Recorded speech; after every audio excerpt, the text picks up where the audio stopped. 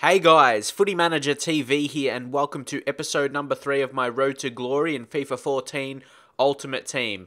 And today I've spent time building a new squad because it has to be a Road to Glory really, and I'm going to go this way. I wanted to decide to build a good unique team. A Colombian team is the team I'm going to start with. A mix of bronze, silver, and one special gold guy in Moreno there with the 5-star skills, really good. But the next guy here, Cardenas, only bought him for 200 coins, which is insanely cheap. He's got 4-star skills and 87 pace. Nothing else really special about him, but Estrada, on the opposite side, we don't really have the pace, but he's actually really strong. You can see from his attributes on his card, he's really well-rounded, and he's got decent strength for a winger, got some skills as well. He can shoot, so he's a decent player, especially for his price and rating. Almost a bronze card as well. So next up we have Robeo, who's got the 4-star weak foot, high and high work rate, always good, 6 foot. So he's a good all-rounder. He's just going to be a good central midfielder for me. He probably won't score or assist heaps. He's just a guy who's going to mix the play, get some passes into the key guys. So he's a decent player for his price. And again, Kula, 150 coins only. That's crazy. This guy is a good player for the team. He's not amazing. He's a good player. He does his job as a centre defensive mids, win the ball back and gets it to the more advanced players like this guy here, Arias, who's got another 4-star weak foot for our centre mids. He's a decent player. You can see from his attributes, decent passing, decent pace for a central midfielder for a silver as well. But the back four is where it needs to be really good. We've got this 81 pace, Velez, again, almost a bronze card, bought for 150 coins. 3-star skills on a fullback is always good, I guess. It's probably the best you're going to get very rare you're going to have more than that. Henriquez, who's a really slow player, but this guy's actually really strong. You can't really tell it from the attributes, but he's got very good strength. So that is shown in the games. Then Mosquera, who's basically in the same boat. They're both really strong players because there isn't much pacey players for cheap from Colombia. Obviously, there's some decent guys like Pereira, but obviously they're going to be the upgrade options.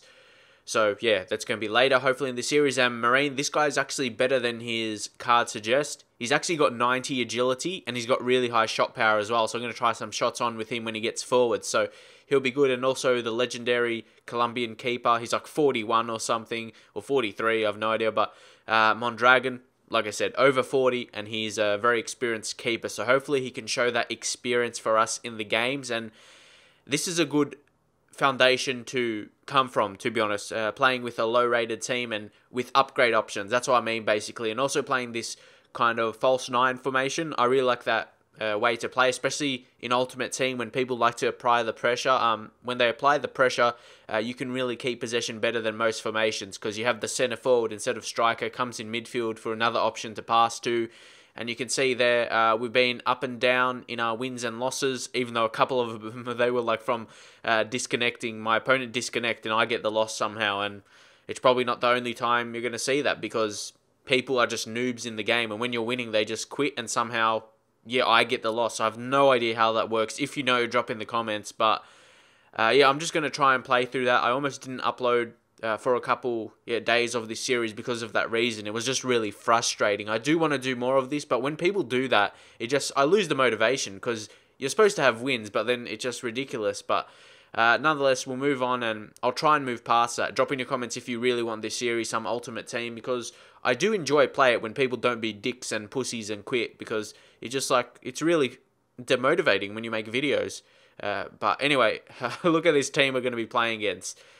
Man, how am I supposed to beat this kind of team and just avoid to get smashed like 5-0 or something? No idea with Bar and Eto up front. It's going to be insane. But we start off here on the attack in the 21st minute here. Got Cardenas, the pacey skill guy, on the right side. A little piece of skill there, but he's really, really weak, and that was really showcased. But Moreno found Robeo, and he finds the net. Did you just see their team? You saw their team. Look how good their team is. And we score in this game in the first half after a really good, nice attack. But you got to keep in mind, this is like the lowest division. People are going to be crap, so I'm not surprised I scored, to be honest, especially with maxed out chemistry. Not too surprised. Then ball played in. Moreno, the 5-star skills, and he can finish well. What more can you ask? And only signed him for like 400 or something. That's insane. He also has it in form. That'll be way better as well. So he's a recommended signing. But just the problem is getting chemistry. Getting him in a squad with good chemistry. But Marine here, the guy with the good shot power.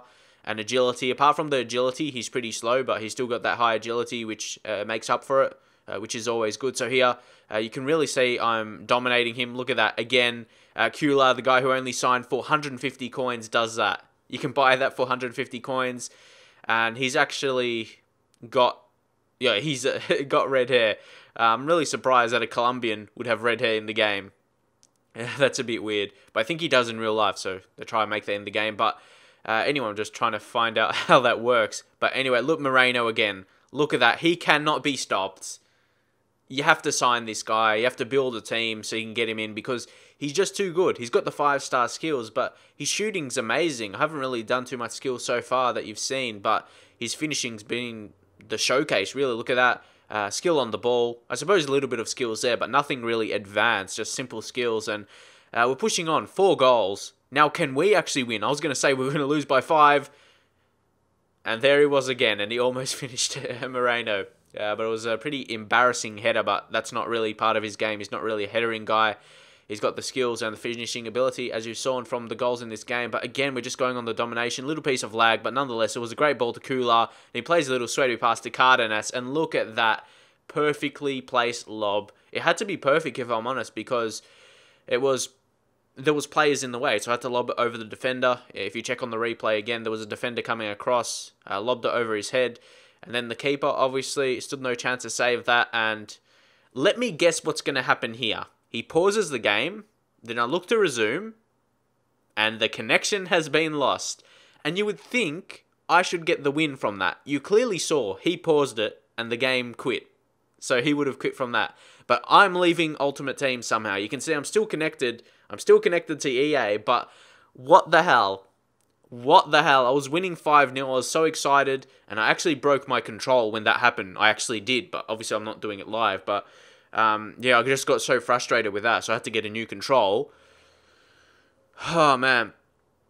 I was just so frustrated, because I could have won that like 10-0 or something the way it was going, and yeah, but unfortunately, there's these people these days, they can't take it. They're just hacks in the game, and they can't take it when someone beats you with a really lower quality team. He had a really strong gold Premier League team, but this guy was obviously bad at FIFA, and he couldn't take my skills, and because I was raping him 5-0, and that's what happens when you play against me. But yeah, I'm just really frustrated when people do that, because it's really disappointing, and there's not much more you can say. I'm sure you feel the same when it happens to you. So as you can see, obviously having a full chemistry squad is helping, like all green links. But as I move on, I'm not going to have all green links. There's going to be some orange links, because I'm going to get Colombian players from different leagues just to improve the quality of my team. But you can see when you have a team from the same country and same league, they can play really well together. As you saw, I really dominated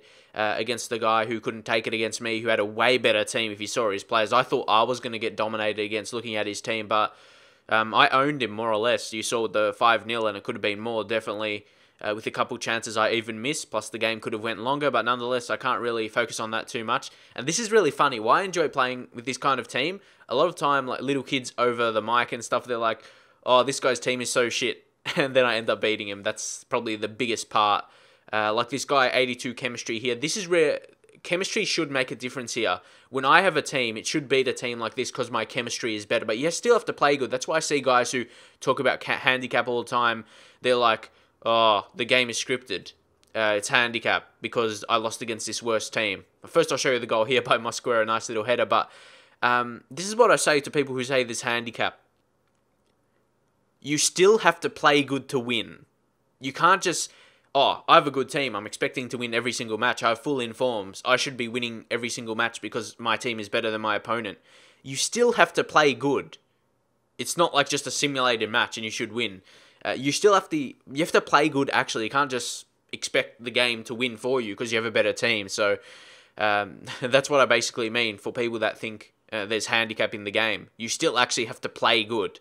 So yeah, but here, obviously took the opportunity to run past because Moreno was against Ronaldinho, and you know Ronaldinho doesn't have much pace anymore, and I look to take advantage, and again, I'm dominating against a team that is far superior. Look at that, Ronaldinho, David Luiz, these really low-rated Colombians are dominating against those players. Look at that Mourinho just sprinting past the defense, and he doesn't even have heaps of sprint speed or anything. So again, we are dominating, passing them off the pitch as well. Look at this. Look at that skills there.